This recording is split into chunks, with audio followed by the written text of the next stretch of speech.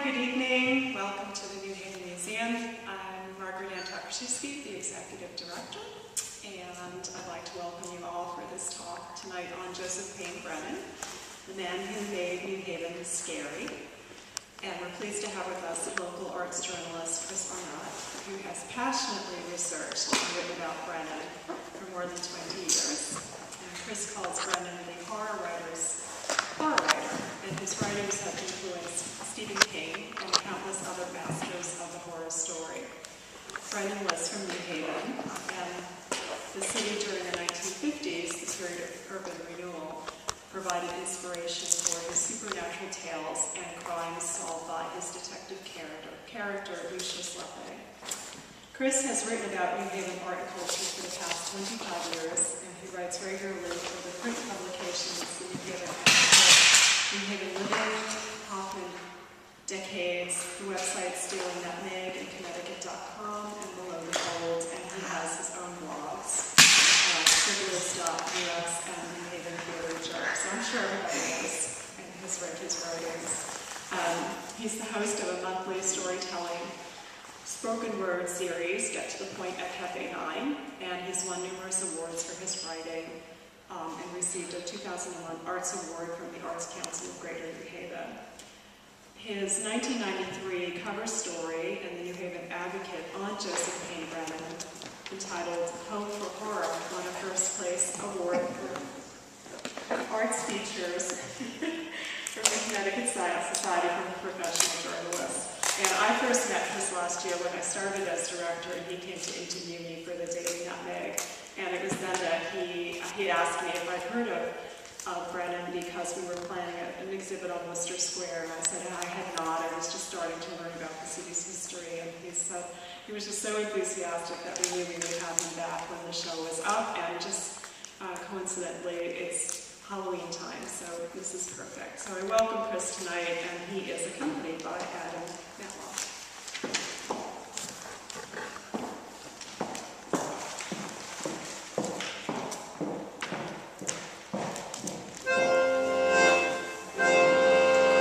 It was a great grey black hood of horror moving over the floor of the sea. It slid through the soft blues like a monster's mantle of slime, sweetly animated with questing life. It was by turns viscid and fluid. At times it flattened out and flowed through the carpet of mud like an inky pool. Occasionally it paused, seeming to shrink in upon itself, and reared up out of the ooze until it resembled an irregular cone or a gigantic hood. Although it possessed no eyes, it had a marvelously developed sense of touch, and it possessed a sensitivity to minute vibrations which are almost akin to telepathy. It was plastic, essentially shapeless. It could shoot out long tentacles until it bore a resemblance to a nightmare squid or a huge starfish. It could retract itself into a round, flattened disc or squeeze into an irregular, hunched shape so that it looked like a black boulder sunk on the bottom of the sea. It had prowled the black water endlessly. It had been formed when the earth and the seas were young. It was almost as old as the ocean itself. It moved through a night which had no beginning and no dissolution. The Black Sea basin where it lurked had been dark since the world began. An environment only a little less enigmatic than the stupendous gulfs of interplanetary space. It was animated by a single unceasing, never-satisfied drive, a voracious, insatiable hunger. It could survive for months without food, but minutes after eating, it was as ravenous as ever. Its appetite was appalling and incalculable. Joseph Payne Brennan's greatest hit. That story is called Slime, and it was reprinted. It's easily his most reprinted story. It's in a number of important anthologies, and it was made into a film, although he didn't get credit for it. It became The Blob. You may remember the song "Beware of the Blob, It Creeps." A Burt Bacharach song, in fact. They swiped his story, and it's very clear from correspondence in Hollywood that they were swiping his story. Slime was originally published in 1953 in Weird Tales magazine.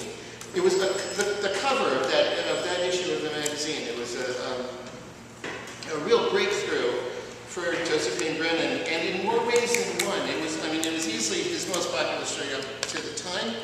He had started by writing westerns for pulp magazines and did some fantasy stories. He had a female barbarian character, but horror became his thing, and he fell in with the horror magazine, the pulp magazine of the time, Weird Tales, which was happy to publish him, and published something like 20 of his stories, and then went out of business.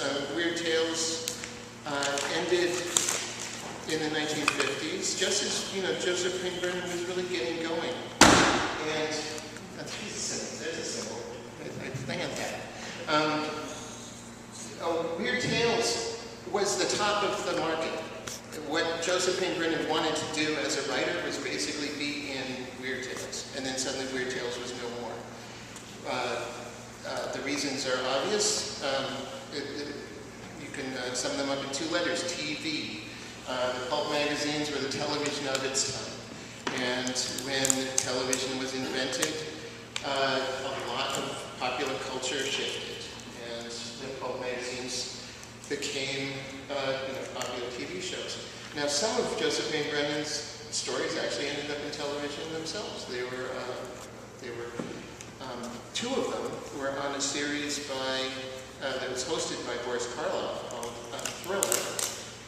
And Boris Karloff himself called Joseph Payne Brennan a master of the form, master of horror. So this was not an obscure guy. This was a guy who was an accomplished master very early in his career of this thing, this genre that largely ended its most popular manifestation while he was still a key writer in the field. People were really digging his stuff, and then suddenly there was no place for him to put it. He continued writing. Of course, he wrote hundreds of stories.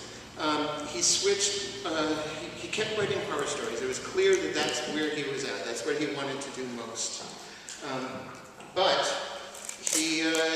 the markets were all for mystery stories. The most popular publications after magazines like Weird Tales were magazines that are still around. Alfred Hitchcock's Mystery Magazine was one of them. He had a number of stories in that, and for that market, he created a detective who lived on Autumn Street, 7 Autumn Street in New Haven. The detective is named Lucius Leffing. And at first, it's Joseph Payne Brennan combining the interests of the market and his own interests. Lucius Leffing solved supernatural mysteries. Lucius Leffing would go into a house that was haunted and figure out why people was haunting it. But the thing is, this wasn't Scooby-Doo. This wasn't those, like somebody in a mask being found out by those darn kids. It was actually a ghost, often. The punchline of the story would be like, somebody would feel a house was haunted, and Lucius Leffing would go find a dead body in the basement and say, well, there's who's haunting your house, that ghost there. Which did not please the editors of the mystery magazines. They wanted stories where you could solve something. I mean, it seems a little obvious. It's like, oh, someone's haunting the house. It's a ghost. So he actually changed the Lucius Leffing stories into ones that were more conventional. They were mysteries with human people creating circumstances for the supernatural to seem real, but it in fact was like, a guy in a sheet or something.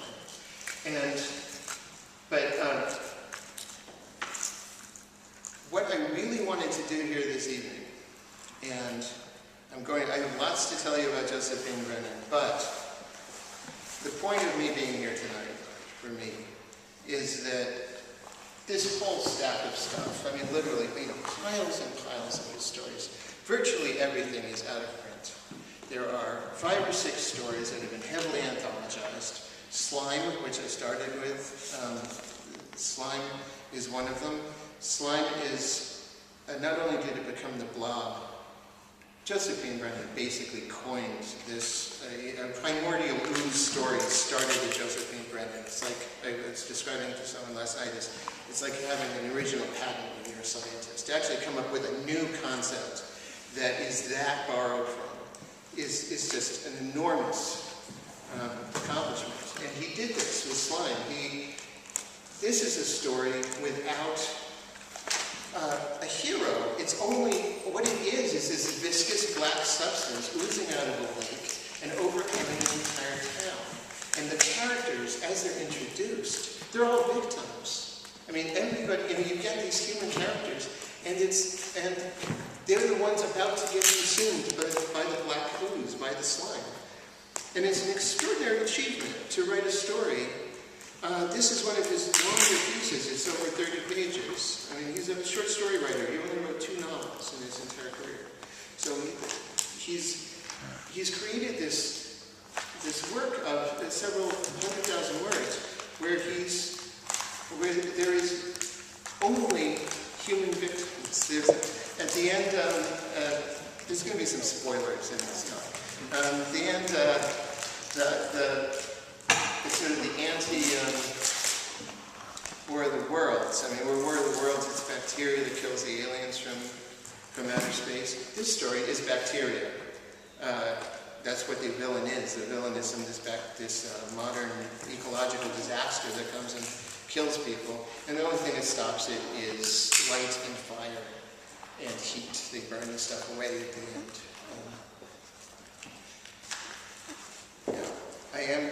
I'm going to read more of Joseph Payne Brennan, but just I feel partly like the guy needs a lot of validating because he really was one of the best in his field, and a lot of people said it. In the late 70s, collection of one of the only paperback editions of his works came out, and it had an introduction by Stephen King. And Stephen King wrote this: "May he live forever, and may his tribe increase. There are times when you know you're in the hands of the storyteller working at the height of his powers, and those are rare and wonderful moments. Joseph Payne Brennan is one of the most effective writers in the horror genre, and he is certainly one of the writers I patterned my own career upon, one of the writers whom I studied and with whom I kept school." And King considers slime in the same introduction. He says, "One of the dozen best stories of the macabre ever written by an American in the genre or out of it." Not just that, I draw your attention to horror, 100 best books. This was published by Carolyn Graff in the 80s. The British writer Stephen Gallagher picks as his essay, he picks book I just read from, 9 Horrors and a Dream, which is one of Stephen King's most famous volumes. This is from the library. And Stephen Gallagher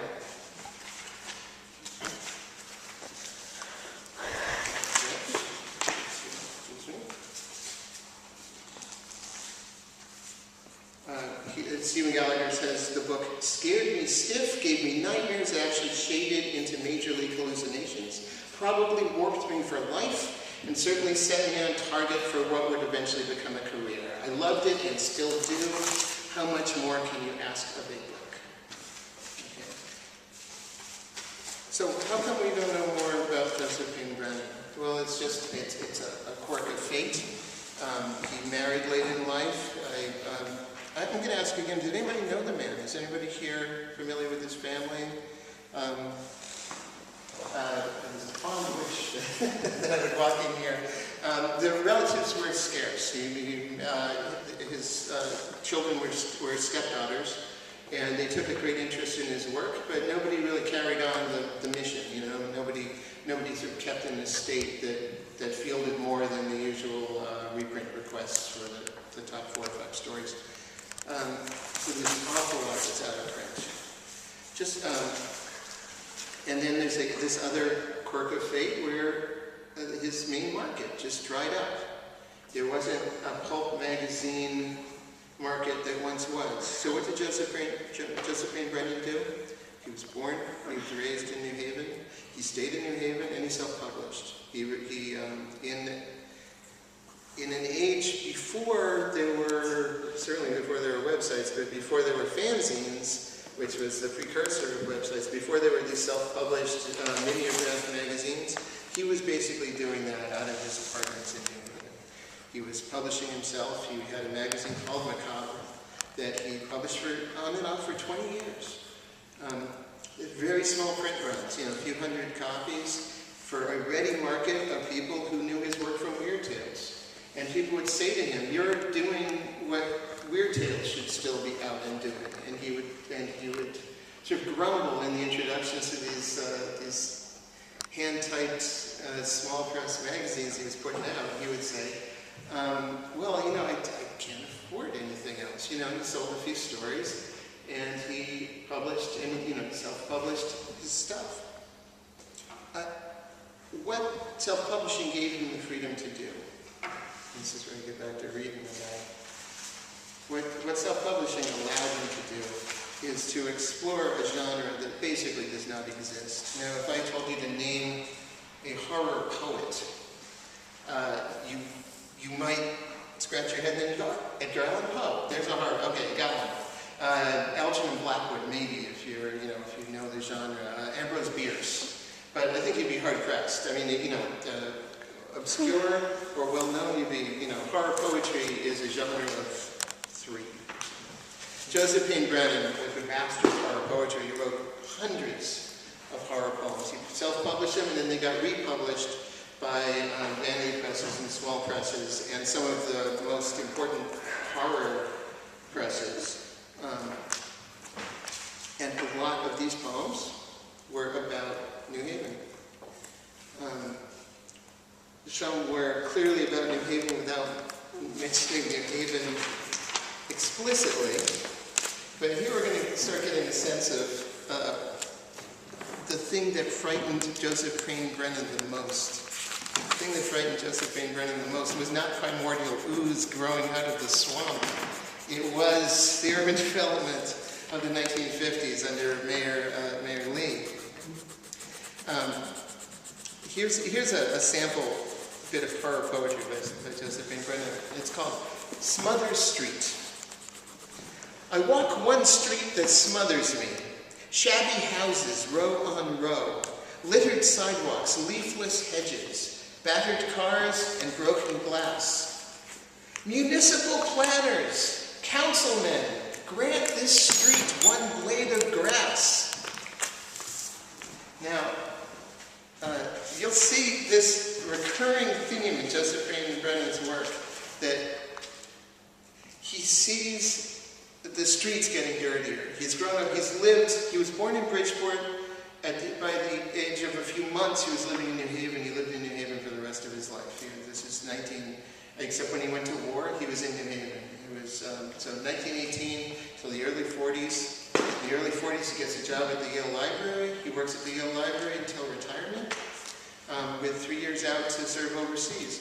And he dies in 1990. And in this time, he's self-publishing. He's keeping up with the others who love the genre that he has chosen. This sort of out of touch a horror genre as it is in the 50s and 60s. And here's something he wrote about, well, one of many things he wrote about his frustration with being a horror poet. He says, how does an outsider, lacking university establishment credentials and connections, achieve anything approaching national recognition in the United States today? I haven't yet found out. An acquaintance facetiously told me that I had made the mistake of not dying young. He said that was time-tested, surefire way of drawing attention to one's work. Well, that option is no longer open to me. I'm already 67. How does a 67-year-old poet, ignored by the academic establishment, achieve mainstream recognition? Anyone sending me the correct answer will receive a post-paid autograph. That's about all I can afford. In any case, it certainly appears that the kind of times which enabled poets to attain attention and even honors without the blessing of academia are long gone. As a footnote, let me say that yes, I have received some recognition for my dark fantasy stories, detective stories, and macabre poetry, but I fear that recognition in these realms serves only to intensify the indifference and/or hostility of those ivy-entrenched individuals who decided whose turn it is next in the jealously guarded world of mainstream poetry. This guy had a lot of sour grapes, but also some extraordinary poetry.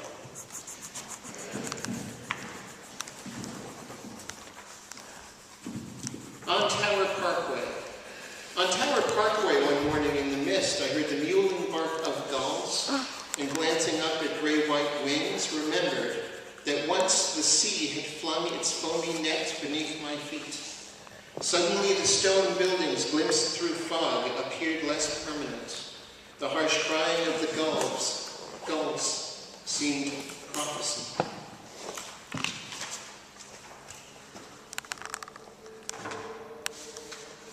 So, Joseph Payne Brennan, I think, getting the point, he's very much the townie with some resentment of Yale, where he in fact works, at Sterling Library. We are indebted to Joseph Payne Brennan for the largest archive in a public library of Joseph Payne Brennan. I mean, the libraries were not stocking up on lesser-known horror writers in the 1950s and 60s. Joseph Payne Brennan was actually in charge. He was an assistant in the purchasing department at Sterling Library. So, Sterling Library has all of Joseph Payne Brennan's books. They purchased them all, and on his recommendation. And that includes a straight run of the Macabre journal that he produced. It includes obscure, my own copy, but Yale has it, as Evening Advances, which is a sheet of poems. It includes this wonderful book, Act of Providence, a Lucius Lessing full-length novel that's based on experiences at the World Fantasy Convention in Providence, Rhode Island. Which actually, here we go again. I'm not going to talk about Lucius Lessing. I'm not going to talk about Joseph Payne Brennan or Lucius Lessing very long without dipping back in, because this is his night.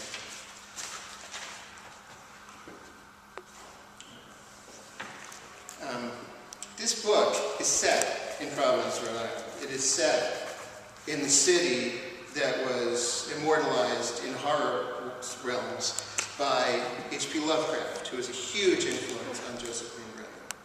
Joseph Payne Brennan took from H.P. Lovecraft his some elements of style, but this concept of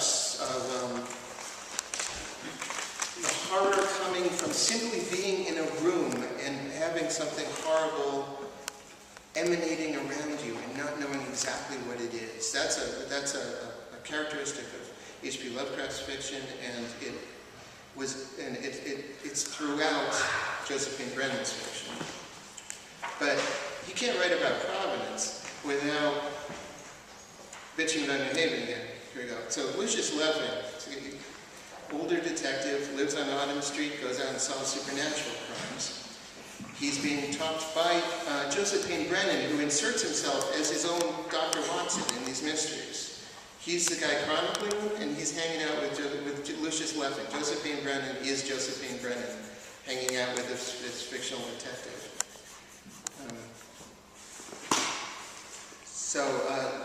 Joseph Payne Brennan says to Lucius Lessing, the detective, I have an idea, you haven't even been taking a daily constitutional. Now, he's trying to talk him into going up to Providence with him for this fantasy convention. Lucius Lessing shrugged.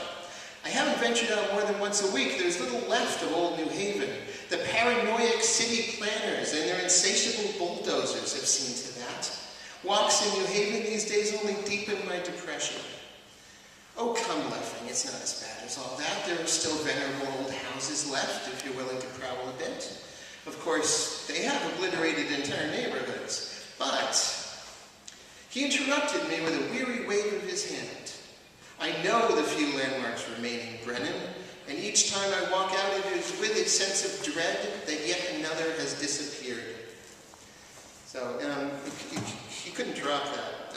And he continued to write stories throughout his life about the decreasing prospects of old New Haven surviving the 50s and 60s urban renewal. There are two stories in particular that I won't touch on here, but I draw your attention to them. There's one called The House on Hazel Street and an episode on King Street. And both these stories have Joseph Payne Brennan encountering very old men in the city of New Haven who live in wonderful old historic neighborhoods of New Haven. And during the story, these neighborhoods are threatened by by urban renewal. And the streets are destroyed. And in one case, this very old man who has been entertaining Joseph Payne Brennan with history that goes back centuries, turns out to be centuries old himself. And because his neighborhood has not been touched for these centuries, so his neighborhood is still this wonderful old 17th, 18th century neighborhood with cobblestones, and it's somewhere in the area of the 9th Square. When it is destroyed, the man turns to dust. That's how these stories tend to end. Spirits haunt these neighborhoods. The neighborhoods are destroyed, and there is a ghostly presence that dwells within them. Last night at the storytelling series that I do over at Capital, I read a story, one of a couple of highway stories that Joseph Payne Brennan wrote. He was just as upset with the highways that were cutting through the city as he was with any other aspect of the urban renewal. And even the Merritt Parkway comes in for scorn, which, it's been there forever, since the 20s. He did a story called The Man in Gray Tweed, which takes place in a rare instance where he didn't actually use a real Connecticut location as the subject of his story. Slime, by the way, is set in Clinton Center. But the Man in Gray Tweed takes place on the Skerrick Parkway, but you get that it's what it is. And there's another story called Death on 91. And in both cases, these are people who get hit by cars, by reckless drivers, who are, on highways they shouldn't be there in the first place. And these ghosts linger. And in the story Man in Gray Tweed, they actually, like they're pranksters, they seek revenge. These ghosts come back out on the highway and lure motorists to their doom. Just by acting like they're still alive and walking across the street at odd moments. And cars swerve to not to hit them and crash into embankments. Joseph Payne Brennan gets to the bottom of this and figures that there's a ghostly presence on our highways. Of course, for Joseph Payne Brennan, there's a ghostly presence in all places.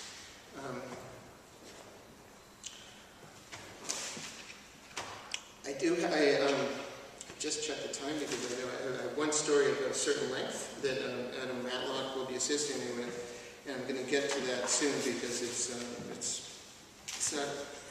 I'm going to alleviate your fear. This is here's. It's not really this long. It's very large print.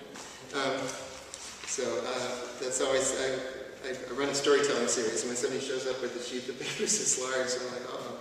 But I did a very large print for it. I did want to mention, before I get to this story, which I consider to be, it's a very obscure Joseph Payne Brennan story, but I think it's the one that's most about him, and it is set in an actual place in which he lived in New Haven. But I did want to touch on some of his other greatest hits, in case you've heard of them, in case you wanted to seek them out. There's a story called Levitation, which was filmed as an episode of Tales from the Dark Side. You might remember this series from the 80s. George Romero was the producer of that, and I think he might have even directed this episode. Levitation concerns a carnival magician, and he's doing his act in a county fair, and there's a heckler who throws popcorn at him during a trick. And the magician is ruffled and angry, and he calls out for that kid who's been messing with him to be the volunteer of his next trick. Basically, he shames him from coming on stage. At which point he goes into his levitation trick. He lays the kid out, and he starts doing the levitation thing. And the boy starts rising, and everybody's like, yeah. And the magician suddenly clutches his chest and falls down dead from a heart attack. And everybody rushes to help him, an ambulance is called, and then a woman screams because she's noticed that the boy is still levitating and continues to levitate, and the story ends in this it's a horrifying image of just it says something like it keeps vanishing and keeps going off into the sky until it's just a small dot. Vanishes completely. That is one of Joseph Payne Brennan's most anthologized stories. Another one is set in New Haven. It's called Canavan's Backyard. And I consider it, even though it mentions New Haven only in the first paragraph, you see the story, and I tend to think it doesn't say it says set on the outskirts of town. It's an antiquarian bookseller who lives on the outskirts of town. And I think of Edgerton Park when I read this story, but it's a guy who has his business in his house on the edge of town. Joseph Payne Brennan visits him there and buys his books and notices a guy looking out his back, out the window of his backyard and wondering, and he says, saying odd things like, that seems to go on for miles. And he says, he looks through all these grasses and he doesn't know what's going on. His vision seems at odds with what his yard must contain. It just seems to go on and on. And short story short, Joseph Payne Brennan comes back and notices that the man has gone out in his yard and is just sort of wandering idly in his yard. And the next time he visits, the man has disappeared completely. The man is gone and they don't know where he's gone. Joseph Payne Brennan suspects he's in the yard, and does some research about the house and learns that a witch had been burned at the stake in a previous century, and starts to go out in the yard to fish around, and feels such a strange emanation of weird energy that he flees and never goes out there again. And that's very much a Lovecraft, H.P. Lovecraft kind of story, and that's probably the apotheosis of Joseph Payne Brennan being H.P. Lovecraft, having this effect of somebody entering a very odd area. And just simply the horror is in the realization that there's horror. I mean, this is not an explicit guy. Joseph Payne Brennan, except for some of his poetry, which will have maggots and bones and stuff in it. He's not Clive Barker. He's not giving the anatomical detail. And he's not even Stephen King, where he's threatening children or something. There's not that sort of explicit, scary, where, this is scary because it's something you don't even want to think about. What he's telling you is there's scary stuff out there we can't even comprehend. We can't even imagine. As soon as we start imagining some of these supernatural powers that are out there, that's scary enough. I don't have to tell you the details. I don't have to actually have the slime rend an arm. Well, he actually does have the slime rip an arm off the guy. But he does it in a nice way. He doesn't go overboard in any of his stuff to the point where you're repulsed because it's so real. What you are is honestly scared by what he's thinking. And in many of his stories, the scary part is how logical it is. He ends a lot of his stories saying, I really come to the conclusion that people, when they die, leave off this spiritual aura and they hang around. And there's so many stories where he just believes that. And that's the scary part. That's when he says, I figured out that there's so many deaths on the highways. How could there not be this lingering horror of all these people who have died there? How could there not be, when you tear down a building that so many families have lived in and enjoyed and have good times in. How could that spiritual energy not be there when you rip down the building? How could those spirits not resent what has happened to their history? And that is what Joseph Payne Brennan is saying in story after story after story, and it's what he's saying about New Haven. I mean, he sets those stories here. I mean, he lived a block from here, lived on Trumbull Street for a while. We know, it's very easy to find out all the places he lived because he published his own magazines. And, you know, he encouraged people to subscribe. And so we know, for instance, that in 1950 he was living on Orange Street. In 1954 he was at 55 Trumbull, right across from the Little Theater, just down the street here. He was on Prospect Street, 584, which is pretty low down, in 1962. In 1965 he was on Westerly Road. And he mentions it in the introduction to one of his stories as, the main difficulty here appears to be a swarm of small male monsters who screeched near our open windows during most of the daylight hours. He's talking about children. In 1973, he got married to Doris May McIntyre Philbrick, and they moved to Fowler Street, and that was his last home. That's where he had years of health problems. He died in 1990. He was not unknown in town. He worked at Yale, and they, in fact, displayed the weird tales of which slime was the cover story. That was in a glass case in an exhibit at the Sterling Library at one point. And in 1985, the World Fantasy Convention awarded him a Lifetime Achievement Award, and the ceremony and the convention were held at the Park Plaza Hotel downtown. So he, well thought of, well noted, probably one of the keenest multi-level senses of New Haven of any writer I have encountered. I mean, this guy is looking under the dirt. He's looking, you know, beyond the walls. He's sensing things about the city and its past that anybody coming to this building, for instance, should, you know, would appreciate. He is feeling the totality of this city. He grew up here. He misses it. He misses what it used to be. He resents the extraordinary urban renewal that is happening throughout it. He's, you know, clearly, I mean, you might get this point out. He's a bit of a curmudgeon. You'll give a line or two in the story I'm about to read where he comes out as somebody you might hear on Fox News or something. But at the same time, this is a guy who loved the city. I mean, he loved the city the way John Hershey writes poetic, wonderful things about Yale. That, you know, where you get a real sense of a passion. And he puts it to play in a genre they wouldn't quite expect. I mean, this horror genre that died just as he was getting going, and which he sort of steadfastly continued through his journals and his self-published poetry magazines and these things that he was begging publishers to publish towards the end of his life. And he just kept going. He had things to say about New Haven, and he did it. Now, the legacy, I'm going to read, was a lengthy story, and I'm going to be accompanied by the wonderful Adam Matlock for it.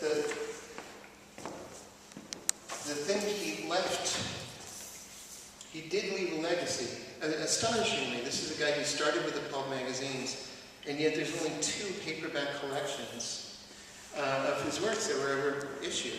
One is the paperback of 9 Horrors and a Dream, which came out in America and actually seemed to do best overseas in Europe. And then there was this collection I mentioned earlier that Stephen King wrote the introduction for, and it's really early in Stephen King's career. I mean, Carrie was only 5 or 6 years before this book came out, so Stephen King had hit and had a little clout that he could put Joseph Payne Brennan back in print. But that's it, and that was 1978. There have been only the 2 paperbacks, and yet there have been these wonderful collections by publishers such as Donald and Grant and Arkham House of the short stories from Weird Tales that are issued in hardcover with gory illustrations for a collector's market. And those books persist. Some of them are still in print or gettable in any case. They're very collectible. The antiquarian book market is interesting now.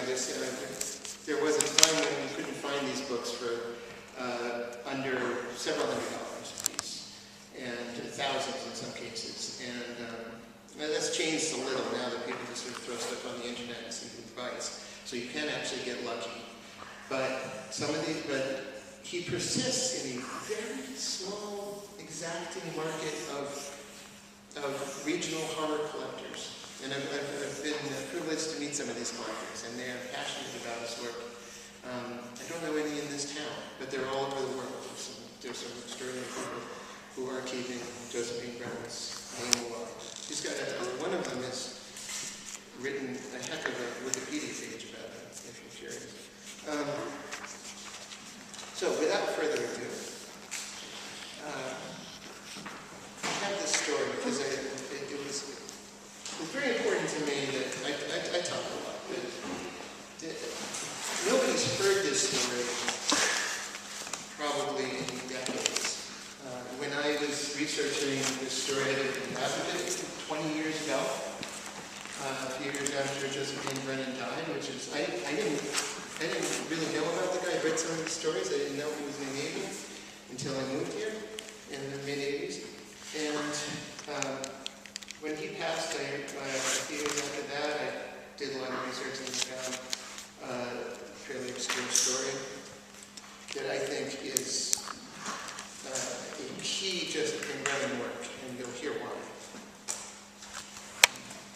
And I'd like to introduce Adam Matlock. His bands are an historic and you're a Catawal guy, right? Dr. Catawal's cadre of clairvoyant claptrap. You'll see those bands around town. Adam was a composer and a teacher, yes. And an extraordinary improviser, which is what I have in the house at 1248. It's originally published 1965 in Macabre, Chemin Macabre, reprinted 1973 in Stories of Darkness and Dread. It was an ordinary-looking red brick house situated at 1248 State Street, New Haven, near the corner of Blatchley Avenue. Although simple in design and construction, it was not unattractive. It was strong and sturdy in appearance. Its soot-stained bricks remained firmly mortised in place, uncracked and unloosened by decades of frost and rain. Its stone window supports gave it a further look of sturdiness. Suppose it was built sometime before the turn of the century. I have never ascertained the exact date. I was brought to the house a few months after my birth in December, in 1918, in Bridgeport. My mother contracted influenza before I was born, and I was not expected to live. In a literal sense, I was brought to the house to die. For weeks and months, no other possibility seemed to exist. But I survived. The sturdy brick house seemed to shield me. Its brick walls and stone-secured windows kept me in the warmth. The floors, at least on the second story, which we occupied, always remained dry. The chimney drew well. There was ample ventilation whenever needed. Windows all round. Even the attic, with its big, unfinished timbers reaching up the slant roof, was a cozy, friendly place. At night, the soft glow of old-fashioned gas lamps gave all the illumination room required. The house was my first fortress, the first home I knew, my earliest anchor on earth. What mattered that I was not yet 4 when we moved? Those first formative years were stored within my memory for all time, deep within my subconscious. The red brick house became a symbol of security, of refuge, a place which would forever be home, a site set apart, a first haven, and a last frantic hope. My family moved not because of any deficiency in the house itself, but because of an unpleasant situation concerned with new tenants who took over the first floor. I was deeply disturbed, but childhood throws off these events, at least at the time. We moved into a frame house at 59 Bishop Street, which, in design and room arrangement,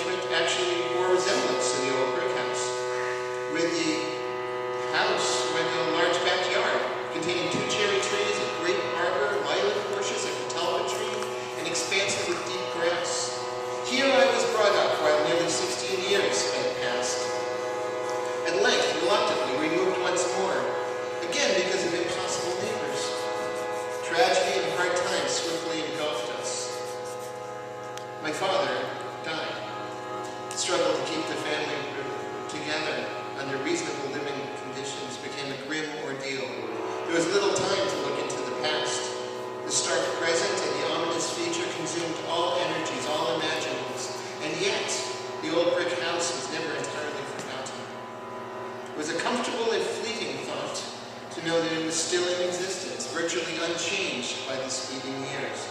It remained an anchor, more psychic than physical perhaps, but reassuring nonetheless. War came, and I had to leave. 3 years passed before I returned, and then the family broke up. There were further moves, crises, illnesses, problems. Through it all, exhausted though I was, I tried to write. Little enough came of my efforts, but I persevered. I never gave up. As the years merged, as I shifted from one uncomfortable apartment to another, harassed by rent gougers, heat skippers, and neighbors who practiced on drums in adjacent rooms, the memory of the old house remained with me. Something, however, held me from visiting it.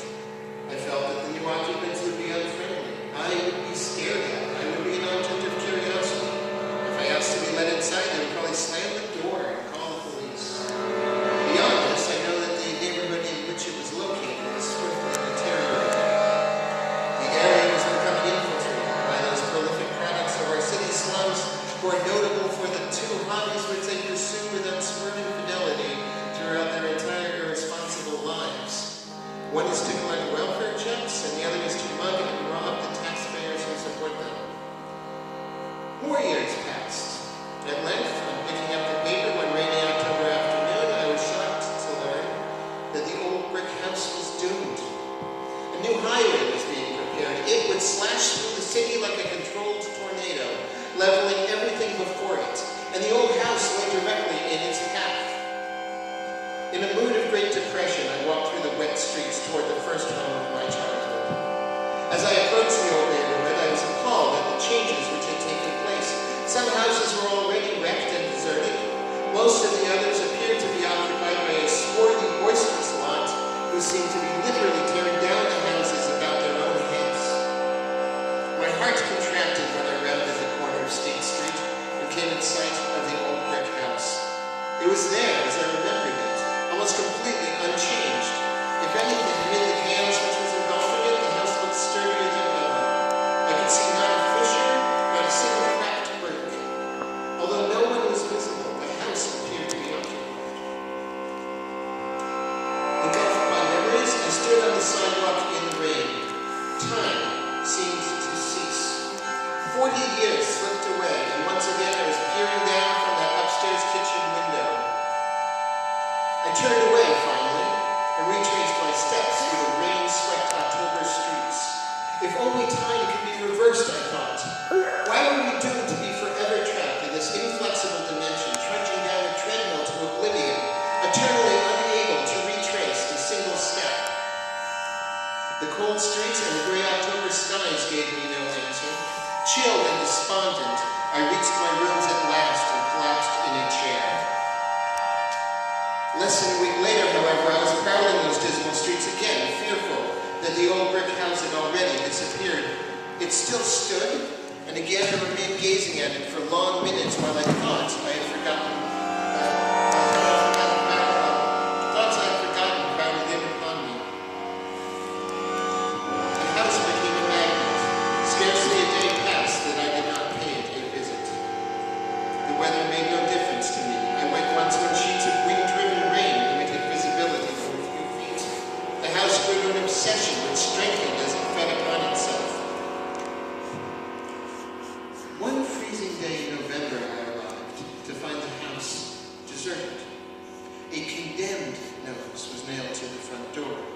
The house was to be demolished, the notice stated. Meanwhile, trespassing was forbidden. Violators would be subject to arrest. In spite of the risk involved, I had an irresistible impulse to enter the rooms of my childhood one last time. Traffic moving along the street was fairly heavy, and I hesitated. At length, I walked around the house to the rear and tried the back door. It was unlocked. Entering the dim hallway, I waited a moment, listening, while my eyes adjusted to the shadowy interior. There was complete silence, the absolute overwhelming silence of vanished time. I climbed the curving, darkened stairs, pushed open another door, and found myself in the beloved and familiar rooms of my childhood. The rooms were as I remembered them. The only major difference was the substitution of electric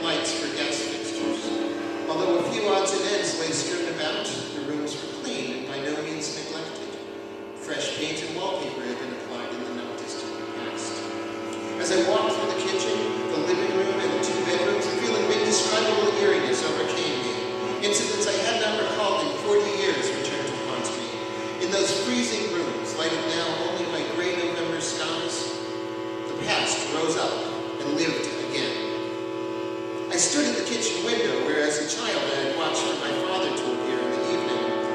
He would glance up, smile, and wave, and I would bound toward the front door, prepared to fling myself upon him. As I think back now, I know that he must often have been exhausted, depressed, and worried, but in those days he was to me an unfailing refuge. No matter what his problems, I was not put aside. He would never appear again, look up and wave, never for all time. Though I stood at that window while the decades and the centuries passed, though I stood for all eternity. And yet, my mind told me one thing, but some psychic intuitive element within me whispered otherwise.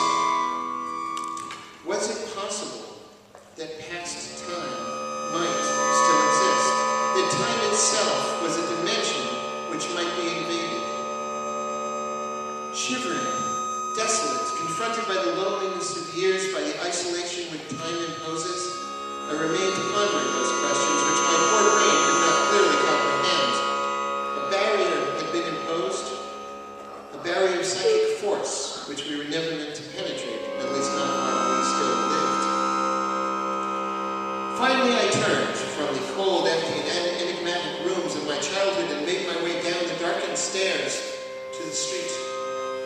The dreary present with its thousand irritations immersed me once again, but I went on listening to the dark flowing river of the past, part of it channeled through me, rushing on its predetermined course forever. I could not put the old brick house out of my mind. I visited it daily. I stood listening to the silence in those icy rooms, while more and more incidents, forgotten for 40 years, came to my mind again. I roamed from room to room, searching for links to the past, scrutinizing every door and window, every closet, every inch of floor and wall. Once, in the eerie silence, a door somewhere below began to bang as the wind struck it. It was the only sound I ever heard in the house, a mournful refrain which somehow only accentuated the deeper prevailing silence. Houses on all sides were swiftly falling before the wreckers' sledges. Apparently my old house was being saved until last. I could almost believe that I was being deliberately tantalized. No one challenged me in my visits to the house. It had been confined to oblivion, and it appeared that the no trespassing warning was posted for various legal reasons and was not enforced. I began to feel that an affinity was building up between the house and myself. On the surface, this was absurd, but I could not free myself of the conviction that the house was far more than a mass of bricks, stone, and mortar. Residues of the past clung to it, impregnated it, as it were. It was these that I groped for down the long, crumbling corridors of time. I cannot tell now how many hours I spent in those rooms. It must have been hundreds. November became December, snow fell, and frigid winds blew along the streets, and still I returned. More and more I relived the past. I remembered minor incidents, daily routines with minute detail. One recollection led to another, a chain reaction was created, and I was finally capable of something approaching total recall. The past became the reality. Now it was the present which became misty and blurred.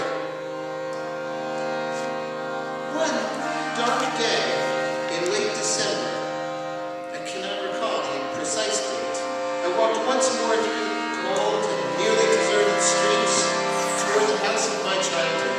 Snow was starting to fall. Sounds came to my ears, muffled and hushed as from an infinite distance. People passed like ghosts, obscured by the flakes. As I approached the old brick house, complete silence prevailed. My own footsteps, cushioned by the snow, made no sound at all. Walking to the rear, I pushed open the back door and started up the stairs. Halfway up, I noticed that some change had taken place. I realized suddenly that the stairs had been recently swept and scrubbed. I could even smell a fresh, silky odor. Puzzled, I pushed open the door at the head of the stairs and entered the rooms of my childhood. I stopped, stood motionless, bewildered. The rooms were now completely furnished. Chairs, tables, a stove, Pictures and calendars were centered on the walls. Gaslight cast a soft glow over the scene. With my heart pounding and something stirring the roots of my hair, I assured myself that there had been some change in the highway plans. The route had been altered. The house was being spared. Someone had already moved back in. Probably electricity had not yet been restored. The old gas fixtures, perhaps left unconnected by accident, had been brought into temporary service.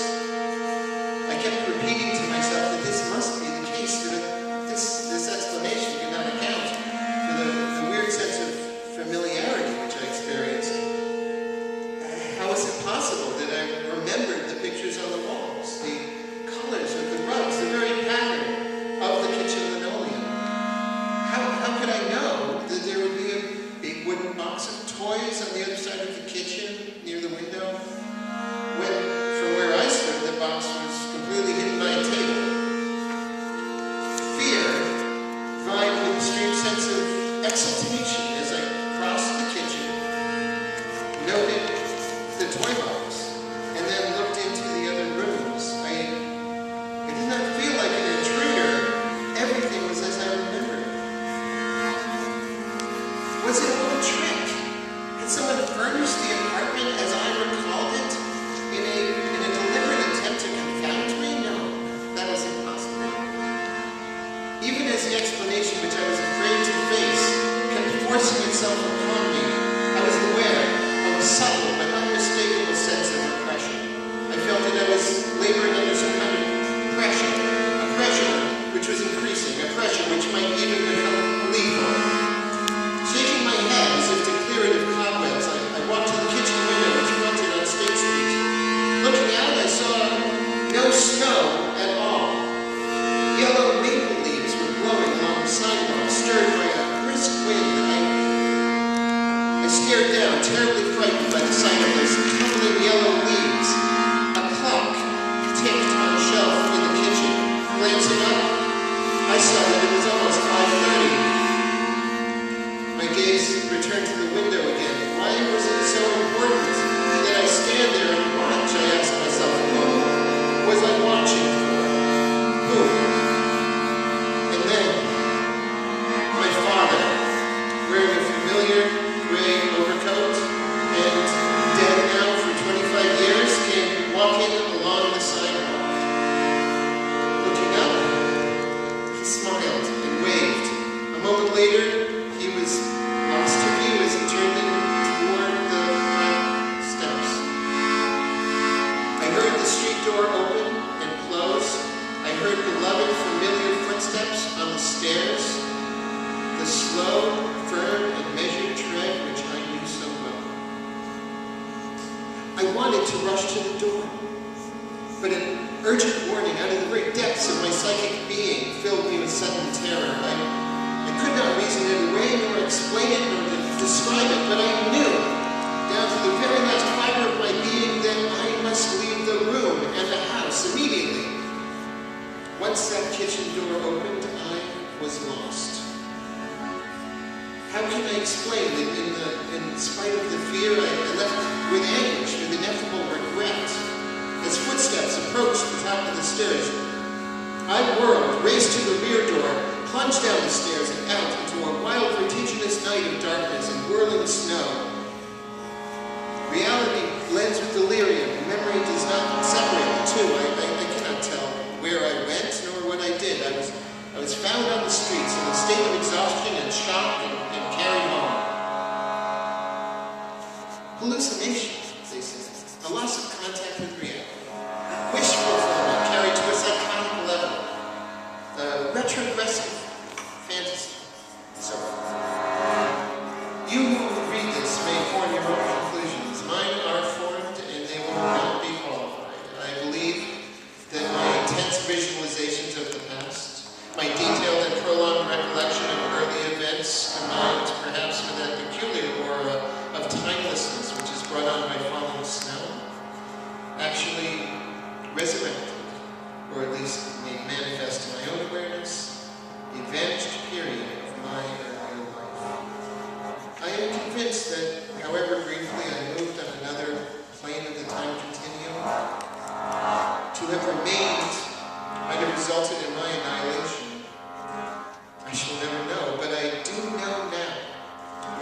always believed time is a dimension. It cannot be destroyed. It exists forever. Somewhere, the old brick house at 1248 is standing yet.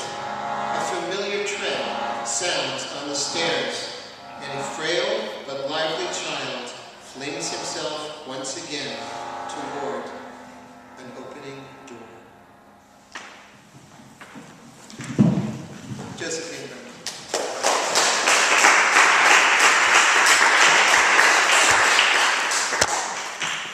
Thank you. I'm obviously keen to talk about the guy, so I don't know if the questions are relevant or if you just want to hang and chat. Yeah, I have a question.